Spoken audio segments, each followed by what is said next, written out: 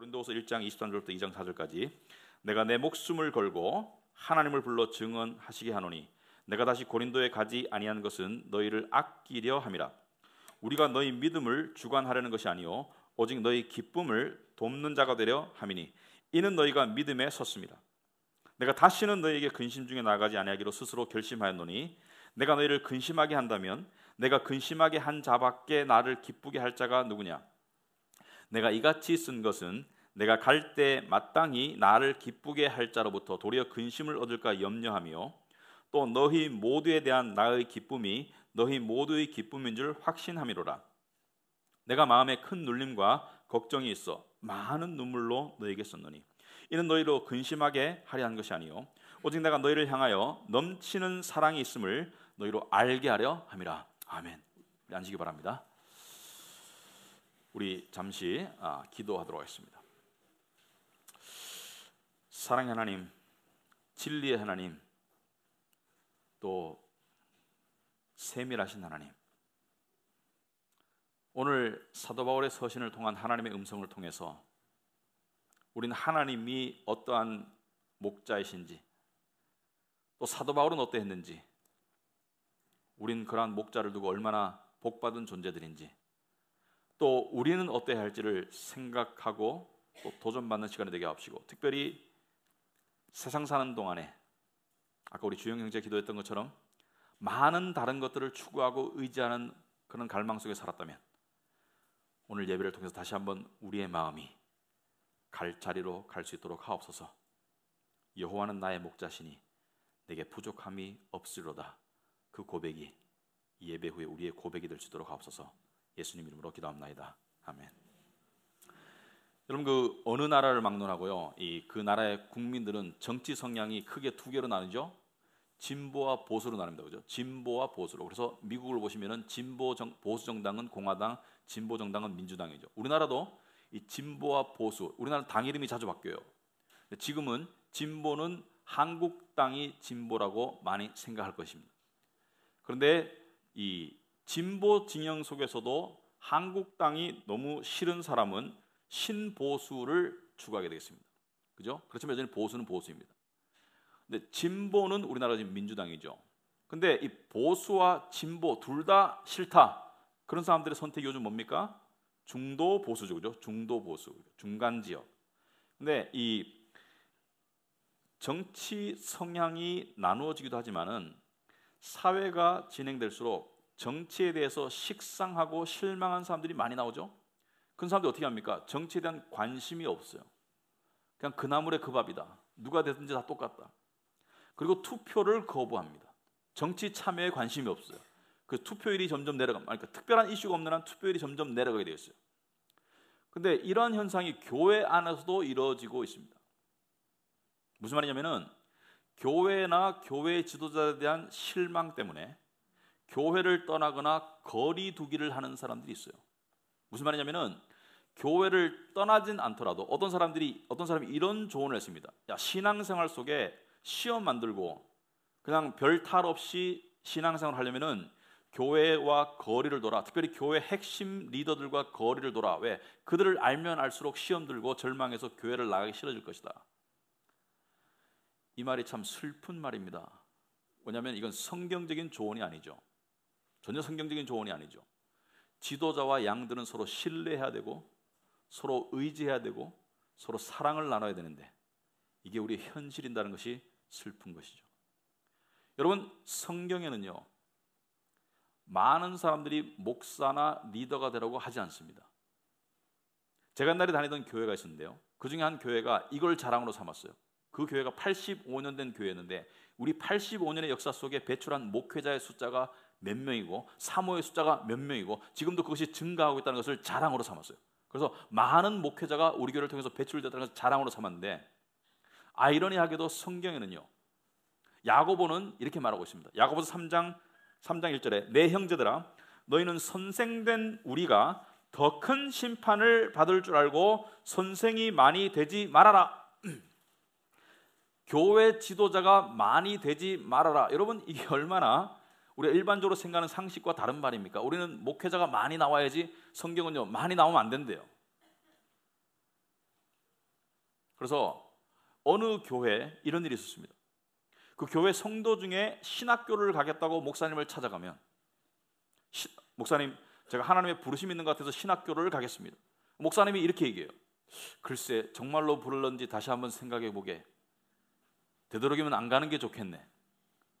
옆에서 이걸 듣던 이 성도가 목사님에게 나중에 물었어요. 목사님, 신학교를 가겠다는데 격려는 못 해줄 망정, 축복 기도는 못 해줄 망정, 왜 그 사람이 낙심하도록 그렇게 말씀하십니까? 목사님이 말씀하시기를, 나는 이 수많은 신학생들을 하나님이 다 불렀다고 생각하지 않는다.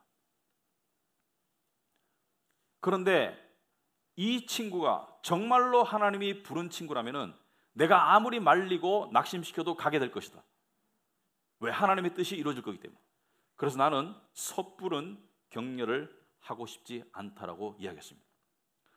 자, 오늘 본문은 교회, 지난주에 이어서 교회 지도자에 관한 내용이라고 저는 봐집니다.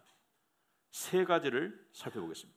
첫째는 지도자가 양들을 향해서 가져야 할 마음은 무엇인가. 여기서 말하는 지도자는 꼭 사역자, 목사, 집사, 장로, 또 케어그룹, 우리 교회 같은 케어그룹 리더들, 지도자가 양들을 향해서 가져야 할 마음은 어떤 마음인가? 두 번째, 지도자가 양들을 향해서 가져야 될 소망은 무엇인가? 지도자는 어떤 바람을 가지고 양들을 대해야 되나? 그리고 세 번째, 지도자가 바로 서려면 어떻게 해야 되는 것인가? 그래서 첫 번째, 지도자가 양들을 향해서 가져야 할 마음은 무엇인가? 여러분, 제가 누차 강조하지만 성경 말씀을 제대로 이해하려면 그 말씀의 의미를 이해하고 그 깊이를 알려고 하면 뭘 알아야 된다고 그랬죠? 항상 상황, 문맥을 알아야 된다.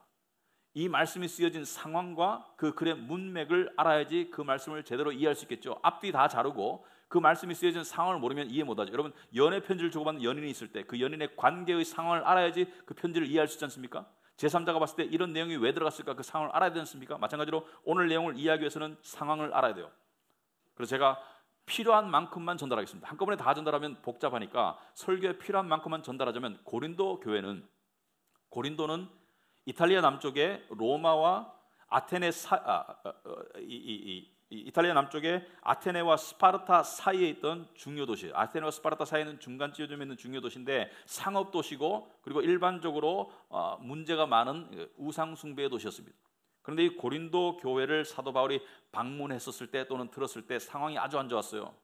여러분, 고린도 전서를 읽으면은 고린도 교회는 마치 문제 백화점 같은 교회였어요. 어떤 문제가 있었느냐? 예를 들어서 수만 가지 문제가 있었지만 그 중에 파가 나뉘었어요. 교회 안에 파가 나뉘었어요. 지도자를 향해서 나는 누구를 따르는 파야, 나는 누구를 따르는 파야. 그래서 파가 나뉘었고 분열이 있었고요. 그리고 성도들끼리 소송을 했습니다. 그래서 세상 법정에다 고소해가지고 성도들끼리 법률 소송을 했었고요. 심지어는 자기 아버지 아내, 자기 어머니는 아니겠지만 자기 아버지 아내를 취했다, 엄청난 불륜이 있었어요. 자기 아버지 아내를 취한 것도 불륜인데 얼마나 교회가 문제가 많았냐면 그러도 버젓이 교회를 다녔어요. 아무런 제재 없이, 아무런 회개 없이 교회를 다녔어요. 그래서 사도 바울은 이 교회를 향해서 고린도 전서에서 문제를 하나하나 지적하고 꾸짖었습니다. 당연하죠. 근데 꾸짖고 난 다음에, 여러분, 나무라고 난 다음에 마음이 아파서 사도 바울이 두 번째 편지를 씁니다. 이 편지 속에서는 구구절절히 고린도 교회 회개를 촉구하는 눈물의 편지를 썼어요. 그게 고린도 후서가 아니고 이 편지는 잃어버린 편지입니다. 고린도 전서와 후서 사이에 편지가 하나 더 있어요. 성경을 읽어보면, 성경 사도행전, 고린도서를 읽어보면 그 사이에 편지가 하나 더 있음을 알 수가 있습니다. 그리고 이 고린도 후서가 쓰여진 것이죠. 그런데 놀랍게도 이 고린도 전서와 후서 사이에 잃어버린 편지, 실종된 편지의 사도 바울의 호소를 통해서 고린도 교회에 많은 사람들이 회개를 합니다. 자기 잘못을 뉘우치고 회개하고 바울에게로, 복음에게로, 주님께로 돌아오는 역사가 있어서 사도 바울이 상당히 기뻤어요. 그런데 그럼에도 불구하고 일부 소수는 여전히 거짓 선생들과 내통하면서 교회의 분열을 조장하고 교회를 장악하려고 하고 교회를 접속하려고 하는 그런 암적인 존재들이 있었어요. 이게 사도 바울의 고민입니다. 마치 암세포를 앞에 둔 의사의 고민이죠. 여러분, 저는 의사가 아니라 잘 모르겠지만 암을 치료하기 위해서는 항암 치료를 해야 됩니다. 그런데 항암 치료는 건강한 세포도 죽일 수 있어요. 항암 치료를 하면 머리가 빠집니다. 항암 치료는 부작용이 있어요. 그래서 암을 치료는 해야 되겠는데 암을 치료하자니 다른 몸을 상하게 할 수 있으니까 이게 쉬운 결정이 아니죠. 그런데 가장 좋은 시나리오는, 가장 좋은 시나리오는 의술의 힘을 빌리지 않고 아주 희귀하게 발생하지만은 건강한 세포가 강해져서 암덩어리를 몰아내면 가장 좋은 시나리오인데 사도 바울이 바로 그것을 원했습니다. 교회 안에 건강한 성도들이 이 암덩어리 같은 존재들을 몰아내어서 교회가 화평과 화합을 이루기를 원했는데, 이것을 위해서 사도 바울은 지도자로서 가져야 될 두 가지 마음을 가졌습니다. 여러분, 지도자는, 특별히 교회의 지도자는 두 가지 마음을 동시에 겸비해야 된다고 생각합니다. 무엇이냐? 첫째는 강인한 마음이 있어야 됩니다. 둘째는 부드러운 심장이 있어야 됩니다. 둘이 이율배반적인 것 같지만 강인한 마음과 부드러운 심장을 동시에 가져야 돼요. 무슨 말이냐면은 자기가 나아가야 할 방향, 자기가 확신하는 진리의 방향에 관해서는 절대로 타협하지 않고 물러서지 않는 강인한 마음이 있어야 돼요. 둘째로 동시에 양을 보호하고 지키려는 세심한 마음이, 심장이 있어야 됩니다. 그러니까 강인한 마음과 세심한 심장을 다 가져야 돼요. 부드러운 심장. 자, 그런 맥락 속에서 오늘 본문을 보면 이해가 될 것입니다. 23절에 내가 내 목숨을 걸고 하나님을 불러 증언하시게 하노니. 자, 이 말은 무슨 말이냐면은, 우리가 무슨 말할 때 내 목숨을 걸고 이야기한다. 목숨을 걸고 이야기한다는 것은 뭐예요? 내가 진실을 말한다는 것을 강조하는 것이죠. 여기서는 사도 바울이 목숨을 걸고만 이야기한 것이 아니라 하나님을 불러 증언하시게 한다. 자, 믿는 사람이 하나님 앞에 증언하시게 한다. 무슨 말입니까? 내가 하는 말은 참말이라는 것을 강조하게 한 것이죠. 하도 거짓 선생들이 사도 바울을 모함하기 때문에 사도 바울이 내가 거짓을 말하는 것이 아니고 내가 목숨을 걸고 하나님을 불러 증언하시게 하노니, 무엇을 지금 강조하기 위해서 이렇게 자기가 맹세하시기 말하는 것입니까? 내가 고린도에 가지 아니한 것은 왜 안 갔는가? 그 이유가, 내가 말하는 이유가 사실이라는 거예요. 여러분, 많은 사람들이 사도 바울을 공격했습니다. 계획을 변경하고 고린도 교회를 안 왔어요. 뭐라고 공격했습니까? 우유부단해, 변덕쟁이야, 고린도에 관한 관심이 별로 없어, 그러니까 안 오겠지. 사람이 말이야 말을 하고 안 지켜. 근데 사도 바울이 갈 수 있었어요. 이게 핵심입니다. 어떤 경우에는 상황 때문에 물리적으로 못 가는 불가능한 상황이 있었습니다. 예를 들어서 로마서에 했을 때는 사도 바울이 내가 여러 번 너에게로 가고자 하였으나 지금까지 길이 막혔다라고 했습니다. 지금까지 길이 막혔다는 것은 내가 가고 싶은 마음이 있었지만 상황적으로 못 갔다는 말인데, 지금 고린도 교회를 향해서 사도 바울이 내가 갈 수 있었지만 내가 가지 아니한 것은, 23절 중간에 내가 다시 고린도에 가지 아니한 것은 너희를 아끼려 함이라. 너희를 아끼기 위해서 안 갔다는 거예요.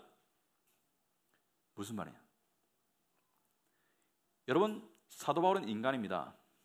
사도의 권위가 있었고요, 자기 정당성을 확보하고 싶은 인간의 욕심이 있었을 것입니다.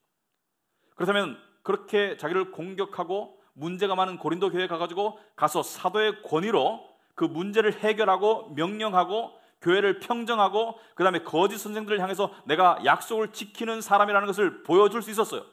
자기 정당성을 확보할 수 있었지만 사도 바울은 안 갔습니다. 왜 안 가냐? 자기 때문에 안 간 게 아니고 고린도 교회 교인들을 아껴서 안 간 거예요.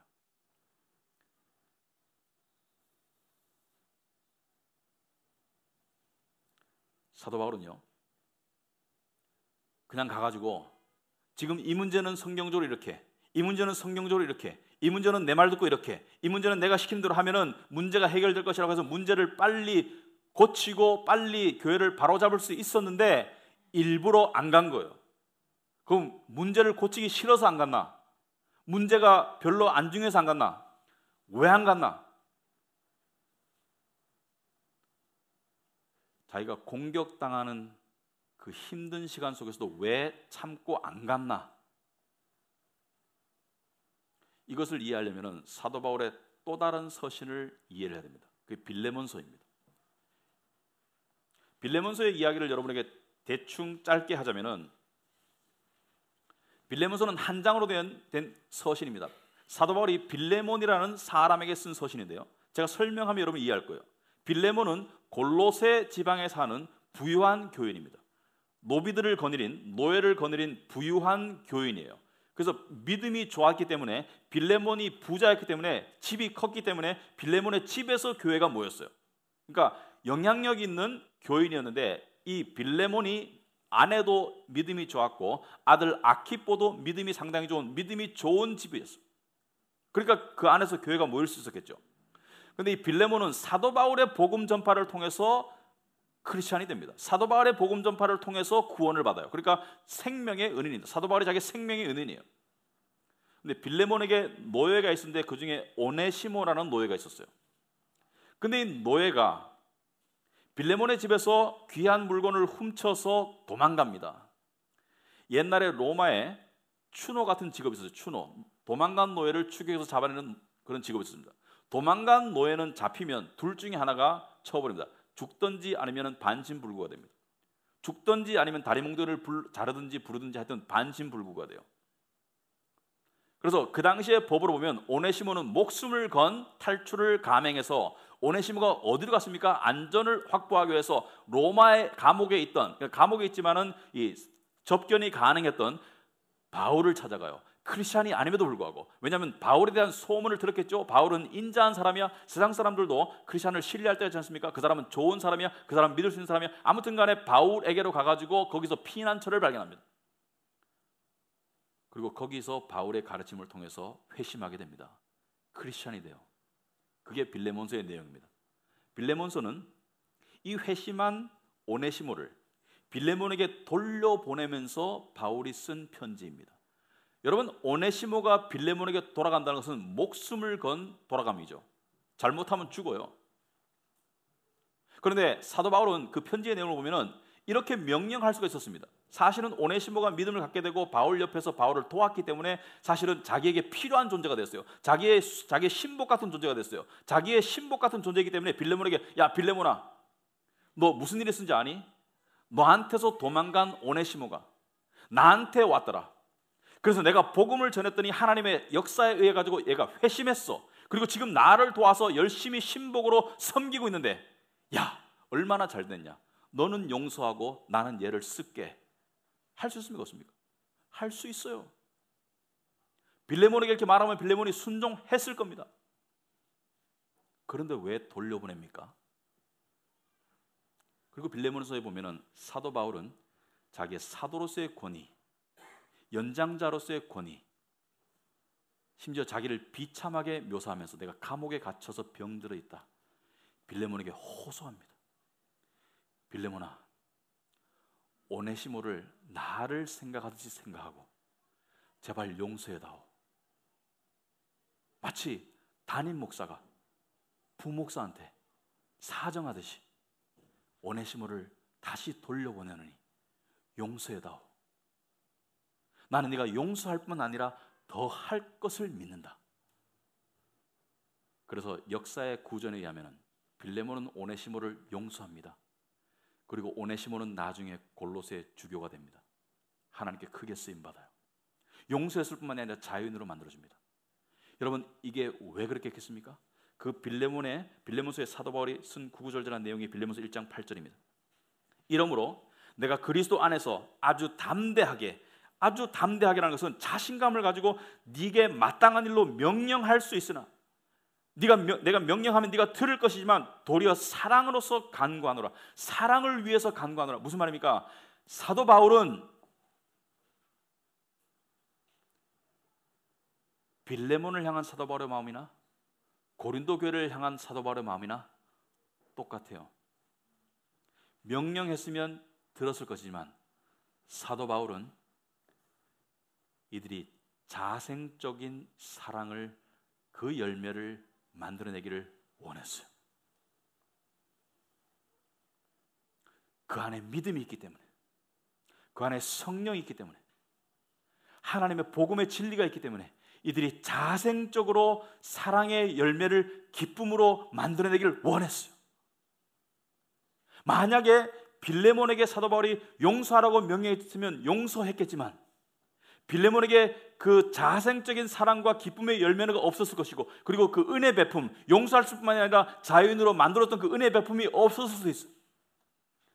마치 어느 집에 큰 아이가 또는 아이 중에 하나가 직장에 취직합니다.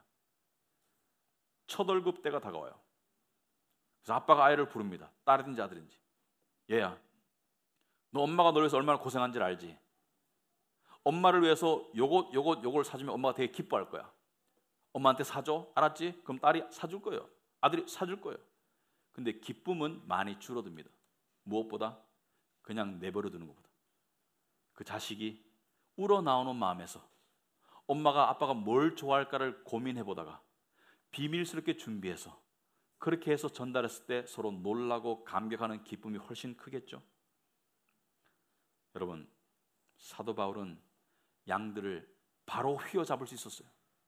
바로 고칠 수 있었습니다. 하지만 사도 바울은 그렇게 하지 않았습니다. 왜? 24절에 우리는 너희 믿음을 주관하라는 것이 아니다. 우리는 너희 믿음을 주관해서 군림하면서 내가 옳다고 생각하는 대로, 성경대로 생각하는 대로 이렇게 해라, 저렇게 하지 말아라, 그렇게 하려는 것이 아니라 오직 너희 기쁨을 돕는 자가 되려 합니다. 무슨 말입니까? 너희가 자생적으로, 자발적으로 기쁨의 열매를 맺기를 원한다. 그래서 기다려주는 목회자가 되었습니다. 기도하면서 기다려주는 목회자가 됐어요. 왜? 너희가 믿음에 섰습니다. 여기서 말하는 것은 너희가 믿음에 섰다는 것은 고린도 교회 교인들이 믿음이 좋다는 말이 아닙니다. 너희 안에 믿음이 있기 때문에 너희가 섰다는 거예요. 그 믿음은 그들이 만들어낸 믿음이 아니에요. 그 믿음은 하나님이 주신 거예요. 성령께서 진리의 말씀을 통해 주신 믿음이 너희 안에 있기 때문에 너희 안에는 성령의 열매를, 회개의 열매를 이룰 수 있는 충분한 잠재력이 있다는 거예요. 여러분, 많은 교회 지도자들이 이걸 자랑합니다. 지도자들끼리 모이면 우리 교회는 내가 시키는 대로 해. 우리 교회는 내가 말하면 아멘하고 다 순종해.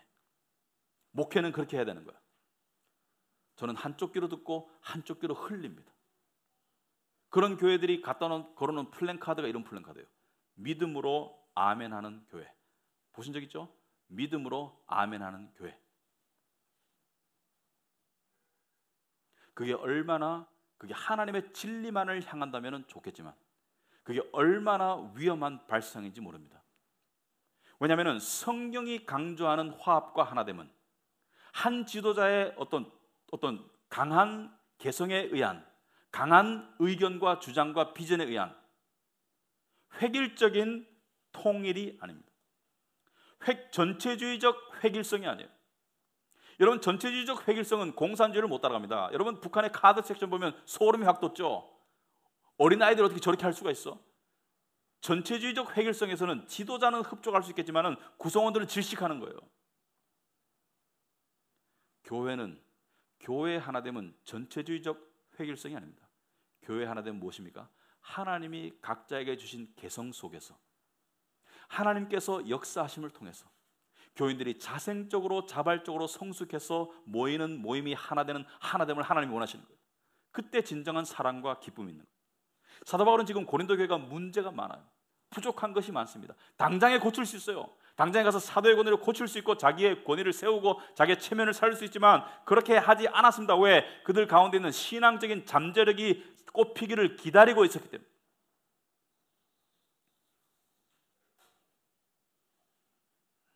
그래서 사도 바울은 고린도 교회 방문을 일부러 늦추었던 것입니다. 자기를 위해서였다면 바로 쫓아갔을 거예요. 하지만 교인들을 생각했기 때문에, 교인들의 성장과 기쁨이 중요했기 때문에 사도 바울은 바로 안 쫓아갔습니다. 여러분, 우리는 이러한 지도자들이 필요합니다. 교회의 규모와 건물을 키우는 것이 가장 큰 소망인 지도자가 위험한 지도자입니다. 자기의 위치와 영광을 추구하는 것이 가장 큰 소망인 지도자가 되어서는 안 되겠습니다. 또는 자기가 이룬 왕국을 마치 왕이 계승하듯이 물려주는 것이 소망인 지도자는 더더욱 안 되겠습니다. 양들의 자생적인 성령을 통한, 말씀을 통한 성장과 성숙이 가장 큰 소망인 지도자가 상당히 필요합니다. 사도 바울은 그런 지도자였습니다. 그래서 사도 바울의 다음 구절들이 상당히 절절한 마음이 들어있어요. 2장 1절부터 3절까지 읽어보겠습니다. 내가 다시는 너희에게 근심 중에 나아가지 아니하기로 스스로 결심하였다. 무슨 말입니까? 근심이라는 것은 고통이고 슬픔이고 무거운 마음이에요. 내가 지금 가면 너희가 회개하지 않은 상태인 지금 가면 너희를 다시 나무라야 될 것이고, 그럴 때 나무라는 나의 마음이나 나무람을 당하는 너의 마음이나 그게 기쁘겠느냐, 근심스럽지 않겠느냐, 근심으로 다시 나가고 싶지 않다. 저번에 방문했을 때는 근심으로 나갔지만 이제는 근심으로 나가지 않고 너희가 회개의 열매가 있을 때 기쁨으로 나가고 싶다는 것을 호소하는 거예요. 여러분, 고린도 교회 여러분, 성도 여러분, 회개하기 바랍니다. 그 다음에 2절을 다 같이 한번 읽어보겠습니다. 같이 한번 읽어봅시다. 내가 너희를 근심하게 한다면 내가 근심하게 한 자밖에 나를 기쁘게 할 자가 누구냐? 여러분 이해했습니까? 내가 너희를 근심하게 한다면 내가 근심하게 한 자밖에 나를 기쁘게 할 자가 누구냐? 이해됐습니까? 예, 이해됐으면 오해한 겁니다. 자신 있게 말할 수 있습니다. 여러분, 이 목사들이요, 저 같은 사람이 좀 이게 쓸데없는 자존심 부릴 때가 있어요. 나는 주석 안 볼 거야. 내가 이걸 이해할 거야. 내가 이걸 이해하고야 말겠어. 제가 실패했거든요. 실패했어요. 세 가지를 알아야 됩니다. 첫째는 원어를 알아야 돼요. 히브리 원어, 헬라어 원어를 알아야 됩니다. 두 번째는 이 사도 바울의 이 상태, 정황을 알아야 됩니다. 가장 중요하게는 사도 바울의 심장을 알아야 됩니다. 사도 바울의 심장을 모르면 이해 못합니다. 이거 무슨 말인지. 이게 무슨 뜻이냐면요, 만일 내가 너희를 근심하게 했다면 그 근심당한 사람은 누구이겠습니까? 바로 잘못 가운데 있는 사람들이겠죠. 내가 너희를 근심하게 했다면 그 근심하게 한 자들이 나를 기쁘게 할 자들이다. 이런 뜻입니다. 무슨 뜻입니까? 내가 너희를 근심하게 한 이유는 근심이 목적이 아니라, 무거운 마음이 목적이 아니라 그것을 통해서 회개하고 다시 돌아오는 것이 목적이다. 그럴 때 내가 근심하게 한 그들이 나를 기쁘게 할 수 있는 잠재력이 있다는 것을 이야기하는 거예요. 이걸 바꿔서 이야기하면, 꾸지람을 받은 사람은 마음이 아프고 무겁습니다만은 그가 그 꾸지람을 통해서 회개하고 돌이킬 때 네가 나를 기쁘게 할 수 있을 거야. 너를 통해서 나를 기쁘게 할 수 있을 거야. 무슨 말입니까? 엄청난 잠재력을 심어주는 거예요.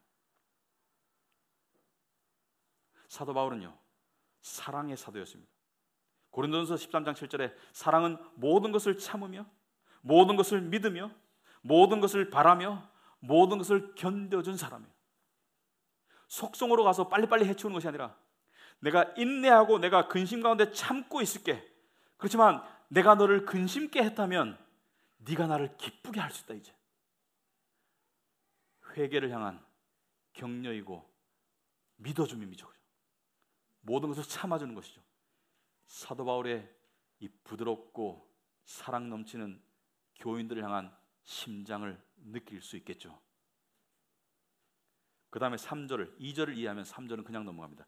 내가 이같이 쓴 것은 내가 갈 때 마땅히 나를 기쁘게 할 자로부터 도리어 근심을 얻을까 염려합니다. 무슨 말입니까? 내가 다음번에 갈 때, 내가 시간이 숙성되어서 갈 때 나를 기쁘게 할, 내가 근심케 하였지만 나를 기쁘게 할 사람들이 혹시 회개 안에서 나를 다시 근심케 할까 봐 나는 두렵고 염려스럽다는 것을 이야기하는 거예요. 무슨 말입니까? 회개를 촉구하는 것이죠. 그 기쁨을 위해서, 그들에게 회개할 시간과 기회를 주기 위해서, 그들에게 회개의 열매가 있게 하기 위해서 사도 바울은 자기 체면이 깎임에도 불구하고, 자기 권위가 땅에 떨어짐에도 불구하고, 자기가 오해받음에도 불구하고 안 간 거예요. 사도 바울은 철저하게 이타적이었어요. 이기적인 마음이었으면 쫓아갔습니다. 자기의 권위를 내세우는 지도자였으면 쫓아갔어요. 근데 안 간 거예요. 왜? 양들을 위해서 안 간 거예요. 빌레몬에게 왜 오네시모를 보내면서 왜 사도로서 구원전한 아비로서, 왜 영적인 아비로서 왜 사정합니까? 당연히 명령하면 되지 왜 사정합니까?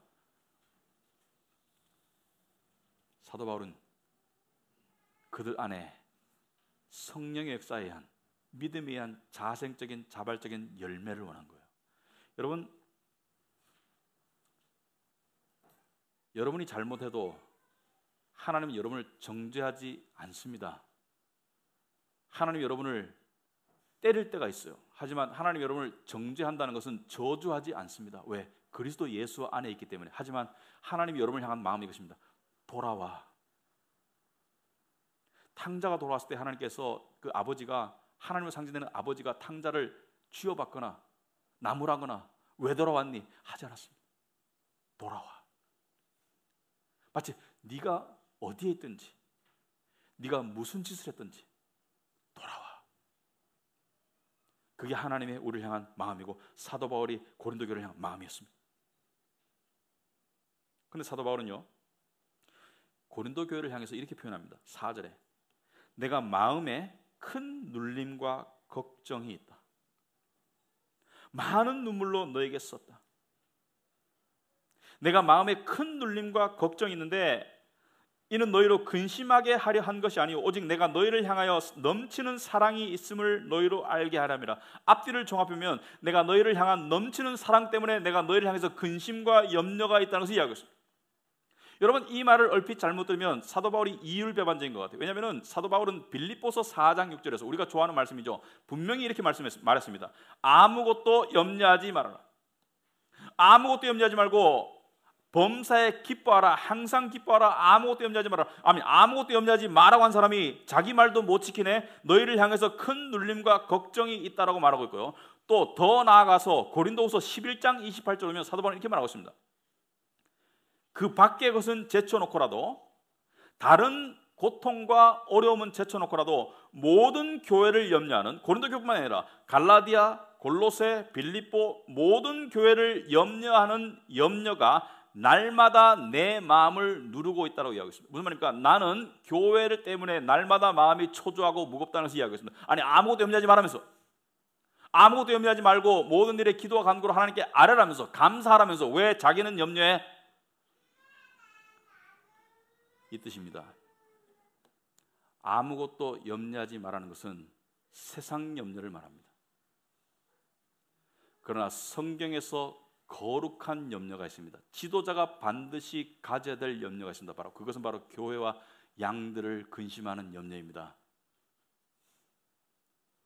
내 교회가 안 클까 봐, 건물 못 지을까 봐, 내 왕국을 못 이룰까 봐, 내 새끼한테 못 물려줄까 봐, 그게 아니라 교인들을 향한 염려가 있는 것이 진짜 목자입니다. 하지만 인간은 완벽한 지도자가 될 수 없습니다. 사도 바울도 마찬가지예요. 그런데 사도 바울은 어떻게 이러한 지도자의 품성을 유지할 수 있습니까? 비결이 있어요. 사도 바울은 고린도전서 11장 1절에서 이렇게 말합니다. 내가 그리스도를 본받는 자가 된 것 같이 너희는 나를 본받는 자가 되라. 사도 바울은요, 항상 그리스도를 바라봤어요. 항상 우리의 궁극적인 지도자 되시는 그리스도를 바라봤어요. 양들의 지도자 되시며 교회 지도자들의 지도자 되시는 그리스도를 항상 바라봤어요. 왜? 그리스도는 어떤 지도자입니까? 여러분, 그리스도는 어떤 지도자입니까? 양들을 보살피고 양들을 고치고, 하지만 동시에 양들을 불쌍히 여기고 염려하던 지도자였습니다. 마태복음 9장 35절에 예수께서 모든 도시와 마을에 두루 다니사 그들의 회당에서 가르치시며 천국 복음을 전파하시며 모든 병과 모든 약한 것을 고치시니라. 양들을 보살폈어요. 그러나 36절에 무리를 보시고 불쌍히 여기시니 이는 그들이 목자 없는 양과 같이 고생하며 기진함이라. 목자 없는 양과 같이 고생하며 기진한 양들을 보고 무리를 보고 불쌍히 여기시는 근심하는 그리스도의 모습을 볼 수 있습니다. 그리스도는요, 양들을 목숨같이 여겼어요. 그리스도는 양들을 위해서 목숨을 내어놓았습니다. 요한복음 10장 11절에 나는 선한 목자라. 선한 목자는 양들을 위하여 목숨을 버리거니와. 주님은 길 잃고 사망의 길을 헤매는 양들을 구출하기 위해서 양들의 모습으로 이 땅에 오셨고요. 주님은 미련하고 길 잃고 헤매는 양들에게 진리를 가르쳐 줬고요. 주님은 양들을 가슴에 품으시고 십자가에 죽으신 거예요. 주님이 십자가에 죽으셨을 때 히브리서 12장에 보면은 기쁘게 죽으셨다고 했어요.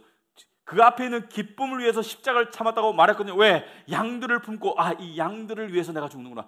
내가 죽음으로 이 양들이 살겠구나. 이게 주님의 관심사였습니다. 내가 죽음으로 이 양들을 살겠구나. 내가 아버지께 버림받음으로 양들이 아버지께 받아들여지겠구나. 이게 주님의 관심사였어요. 나의 하나님 어째 나를 버리셨나이까? 내가 버림을 당함으로 말미암아 양들이 아버지께 받아들여지고 아버지께 돌아오는, 이것이 주님의 기쁨이었습니다. 이것이 지도자예요.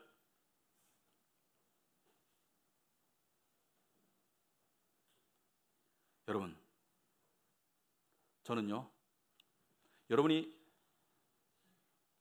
지도자들을 아껴주기를 원합니다만, 여러분의 궁극적인 지도자는 예수 그리스도입니다. 여러분, 여러분 한 주간 살면서 세상에 살면서 누구를 가장 신뢰하고 살고 있습니까? 직장에 올인하고 있습니까?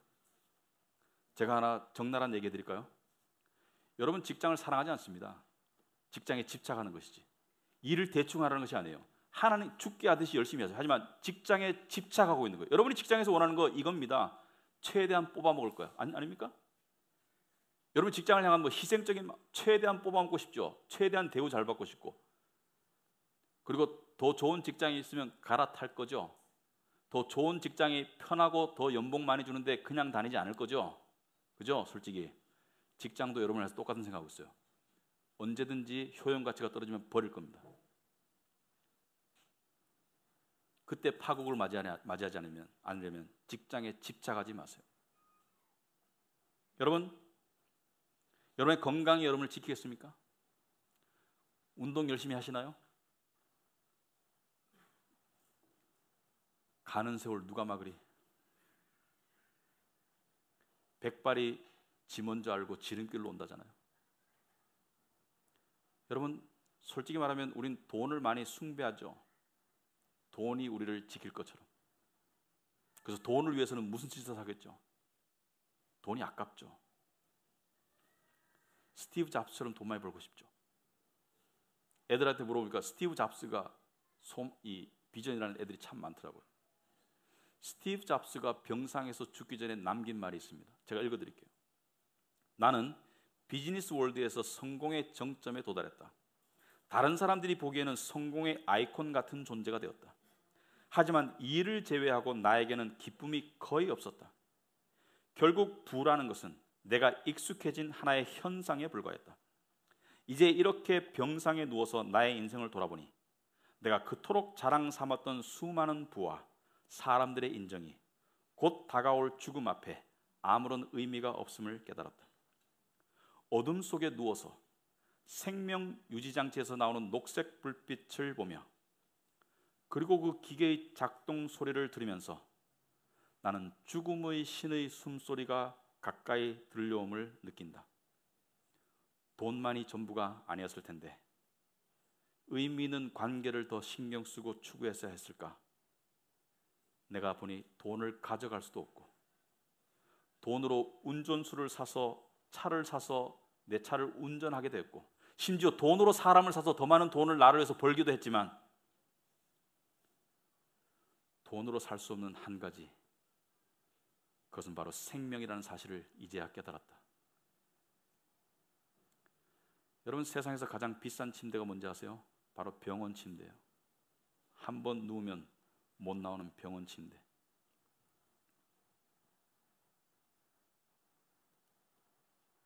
여러분 가족이 있어서 좋죠. 가족은 하나님의 선물입니다. 하지만 가족이 궁극적으로 책임질 수 있습니까? 제가 길거리에 나가면 요즘 이런 부모들이 있어요. 아이들 데리고 다니면서 이 미세먼지를 자기 어린 아이들이 마시는 걸 생각하면서 가슴 아파하는 안타까워하는 부모들의 모습이 보여요. 빨리빨리 데려가려고. 왜? 이 먼지가 아이들의 그 폐 속에 들어가는 것이 부모로서 싫잖아요. 내가 다 마시고 싶잖아요. 그렇지 않습니까? 어쨌든 간에 그렇다고 아예 숨을 막겠습니까? 못 막지 않습니까? 안타깝지만 어쩔 수 없지 않습니까? 안타깝지만 안타깝지만 어쩔 수 없지 않습니까? 뭡니까? 사랑은 있는데 능력이 없지 않습니까? 아이를 사랑하는데 능력이 없지 않습니까? 하지만 우리 주 예수 그리스도는 사랑과 능력이 다 있지 않습니까? 우리를 사랑하고 그 약속대로 우리를 구원할 능력이 있지 않습니까? 십자가에서 그 능력으로 부활하셨지 않습니까? 우리를 사랑하시고 양들을 끝까지 책임진다고 하셨고 끝까지 책임질 능력이 있지 않습니까? 우리의 주님은 우리를 사랑하실 뿐만 아니라 우리를 구원할 능력이 있는 전능자가 아니겠습니까? 예수님이 사랑을 하는데 능력이 없으면 헛거죠. 헛거지 않습니까? 능력이 있는데 우리를 사랑 안 해. 그거 헛거지 않습니까? 하지만 우리를 향한 사랑도 있고 능력도 있고 바로 예수 그리스도 한 분만이 그분은 능력자이기 때문에 여러분을 끝까지 책임질 수 있는 것이겠죠. 아멘. 누구를 따라가겠습니까? 누구를 따라가겠습니까? 누가 여러분의 지도자입니까? 예수 그리스도. 예수 그리스도. 저는 우리 카비넌트 교회가 예수 그리스도를 더욱 알고 더욱 믿고 더욱 의지하고 더욱 사랑하고 더욱 전하는 데 매진하는 교회가 되기를 원합니다. 그게 하나님의 이 교회를 향한 뜻이라고 생각합니다. 저 같은 사람은 왔다 가는 거예요. 하지만 주님은 영원한 여러분의 지도자가 될 것입니다. 기도하겠습니다.